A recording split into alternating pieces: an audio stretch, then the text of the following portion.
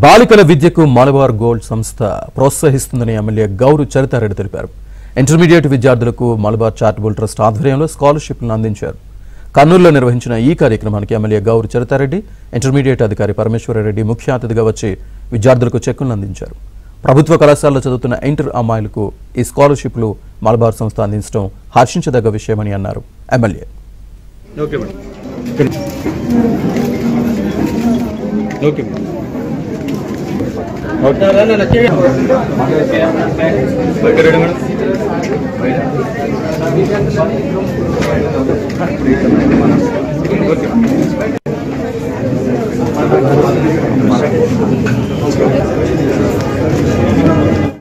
Malabar gold and diamonds retail shop వాళ్ళు Malabar trust నుంచి ఈరోజు అమ్మాయిలకి స్కాలర్షిప్లు పంపిణీ చేయడం జరిగింది. ఈ 2024 సంవత్సరానికి గాను మన ఈ మలబార్ గోల్డ్ వాళ్ళు ప్రతి ఇయర్ అమ్మాయిల కోసం స్కాలర్షిప్లు అంటే ప్రభుత్వ పాఠశాలలో చదువుకునే అమ్మాయిల కోసం ఈ స్కాలర్షిప్ కార్యక్రమాన్ని ఏర్పాటు చేసుకోవడం జరిగింది.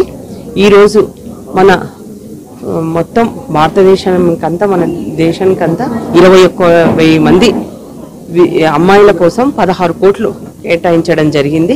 అలాగే మన ఆంధ్ర రాష్ట్రానికి వస్తే దాదాపు 142 కాలేజీల్లో చదువుకున్న అమ్మాయిల కోసం 1922 మంది అమ్మాయిల కోసం 1,67,00,000 కేటాయించడం జరిగింది. చాలా సంతోషం. అట్లాగే మన ఉమ్మడి కర్నూలు జిల్లాలో 204 మంది అమ్మాయిల కోసం ఈరోజు 18,64,000 కేటాయించి స్కాలర్షిప్లు పంపిణీ చేయడం జరిగింది. ఎంతో సంతోషంగా ఉంది. ఎందుకంటే చాలా గ్రామీణ ప్రాంతాల్లో ఇంటర్ అయిపోతేనే అమ్మాయిలకి పెళ్లి చేసేయడం అట్లా చేస్తూ ఉంటారు. కాబట్టి అలా కాకుండా వీళ్ళు ఉన్నత చదువుల కోసం ఇది ఉపయోగపడడానికి ఎంతగానో అవకాశంగా ఉంది. అంతేకాకుండా ఈ మలబార్ గోల్డ్ వాళ్ళు ఈ సిఎస్ఆర్ ఫండ్స్ యాక్టివిటీ ఫండ్స్ను కంపల్సరీ